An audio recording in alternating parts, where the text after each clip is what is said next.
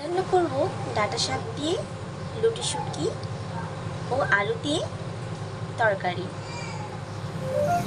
প্রথমে পেঁয়াজ কুচি দিয়ে মশলা দিয়ে ভালোভাবে ডাঁটা শাক ও আলুকে কষিয়ে নিয়েছি। আর লুটি শুটকিকে ভালোভাবে তেলে পানি দিয়ে ধুয়ে পরিষ্কার পরিচ্ছন্ন করে তারপর মশলা দিয়ে গুঁড়া করে এখন সামান্য একটু পানি দিয়ে কষিয়ে নিচ্ছি। কষানো হওয়া পর্যন্ত অপেক্ষা করবো। লুটি শুটকি, ডাঁটা শাক